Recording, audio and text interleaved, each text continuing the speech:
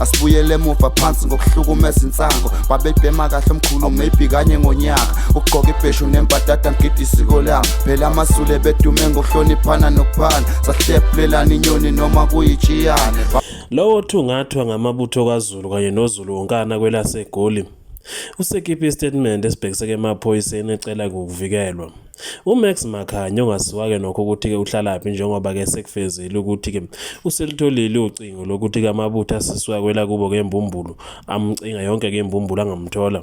Sekuthunyelwe-ke ithimba eliseGoli ukuthi-ke malimthungathe-ke igoli lonke lize-ke limthole. uMax usecele-ke amaphoyisa aseNingizimu Afrika ukuthi-ke mawamvikele emva kokuthi ekhiphe-ke istatement sokuthi-ke isilo samaZulu sasaleka kanjani. uMax Makhanya ubuyeke njeke lapha-ke zama ukuzihlangula ngoba-ke sebona ukuthi-ke nembala lapha hamba khona uhamba-ke phezu kwamefa futhi-ke sezimhaqile eza kwaZulu phela seziphezu kwakhe njengoba-ke zimfuna-ke yonke indawo zifuna kazochaza ngenkulumo-ke ayikhulumile ngokuzaleka kwenkosi-ke yamaZulu isilo uMisuzulu kaSwelithini. uMax Makhanya ukuvezile-ke nokho ukuthi-ke nokuthathaphi lokhu-ke bekade-ke kusho. uMax uvezele-ke amaphoyisa kulwazi athi-ke yena walithatha kwi-akhawunti kaPrince Nqokonqoko lapha ku-TikTok. Uthi-ke lokhu akushiloyo akakusho njengoba ekususele ekhanda yinto-ke yenziwayo eyahlalelwa-ke phansi-ke indlunkulu-ke yenza-ke ividiyo yaveza ukuthi-ke ngabe-ke isilo-ke samaZulu sasaleka kanjani. Uthi uma ngabe kuyikuthi-ke iphutha leli kalenzile ukuthi-ke aqhubeke lapho indlunkulu ekade igcine khona kwakwenziwa yini pho ukuthi-ke bengalithatheli-ke inyathelo. uMax ubuyeke sezama ngayo yonke indlela ukuthi-ke azihlangule nembala utheke waveza-ke ividiyo lapho-ke khona athi kwakuhleli indlunkulu. Kule vidiyo bakhuluma-ke ngaso-ke isilo-ke samabandla kanjalo-ke nondlunkulu-ke uMantombi Dlamini owayekade-ke ungundlunkulu-ke wesilo-ke sesakhothama isilo-ke uKing lapha uKing uZwelithini kaBhekuzulu.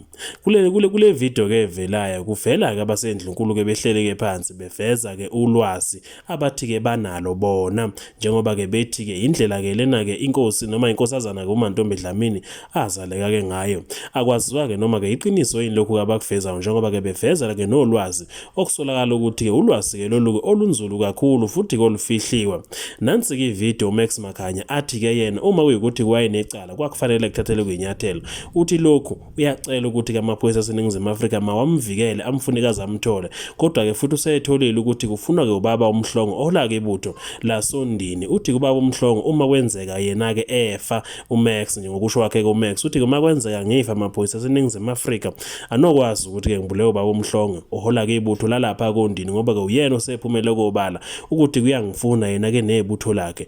Uthi-ke kodwa konke ayikhuluma wayekususela kunansi ividiyo elandelayo. Kune statement esiphumile kwinhlaka production ngikhuluma nani ma SAPS maphoyisa ase South Africa. Kune statement esiphumile lapha yana kwinhlaka production TV la khona ubaba uSipho Mhlongo umdidiyeli webutho lalapha ondini ubaba kaSikhova Mhlongo uSikhova Mhlongo okhona la ku TikTok. Baba wakhe uyena ongilalela unyenhle uthumela izinkabi ukuthi azingithungathe uma ngike ngafa maphoyisa ase South Africa. Umuntu ozobe ungibulele ngizobe ngibulawe ubaba kaSikhova Mhlongo uSipho Mhlongo. Uyena-ke umuntu okuzobe ungibulele njengamanje ngoba uyena umuntu ophumele obala ngokuthi uyangithungatha yena nethimba lakhe nezinkabi zakhe sebebuya kwelakithi embumbulu abangangithola baya koMeville abangangithola njengamanje uthe balikhiphile ithimba lakhe lezinkabi ukuthi alingifune igoli lonke. So nina-ke bezomthetho enginihlonipha kakhulu uma ngingavelelwa inoma intoni kusukela manje kuya phambili umuntu ozobe ngibulele ubaba uSipho Mhlongo owumdidiyeli webutho laSondini. Nangu-ke lo baba engikhuluma ngaye ake nimbuke. Nansi-ke ividiyo le eyenza obaba uSipho Mhlongo kanye nethimba lakhe neyinkabi zabo eyenza bangifune. Le video le yenziwa indlunkulu ibize imedia briefing. Ngicaphune mina khona la ku TikTok kwi account ebizwa ngePrince Nqoko. Leyo account ka TikTok ebizwa ngePrince Nqoko ikhona la ngicaphune khona le video la ngisusele khona inkulumo yami uma ngikhuluma ngokuzaleka komntana enkosi umama uMantombi Dlamini.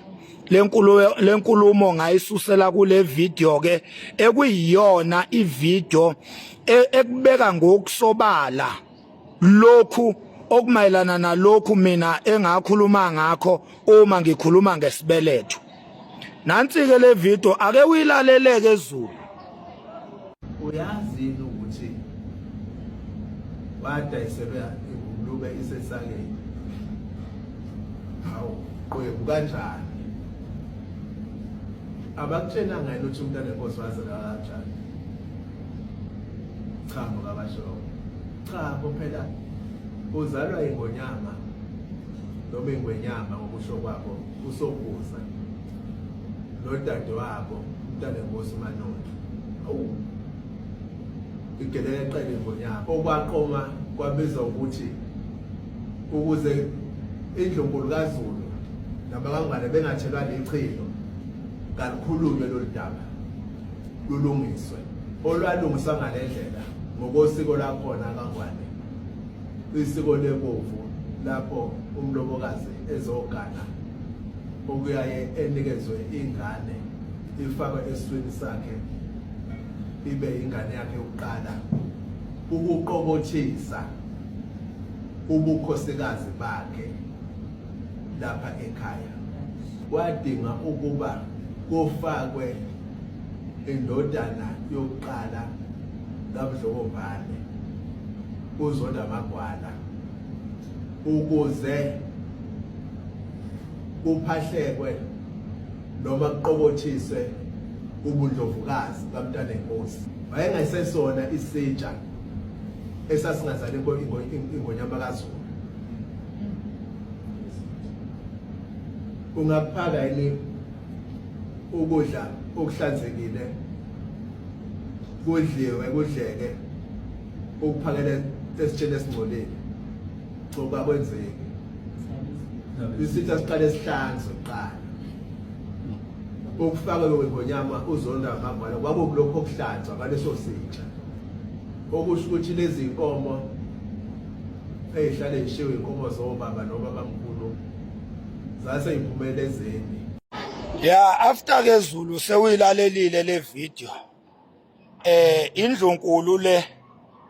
Indlunkulu le oqeda ukuyilalela la. Iyona ekhuluma amazwi mayelana nokuzaleka komntana enkosi ozala umntwana uMrs. Umbuzo ke uthi obhuti Sipho Mhlongo ubaba kaSkhova bake benzani ngesikhathi indlunkulu isikhulumela yona njengoba kade nilalela nje. Iziphi inyathelo abake bazithatha ukukhombisa ukuthi ngempela lento ekhulunywa indlunkulu la yukuthuka isihlalo noma yukuthuka umntana enkosi.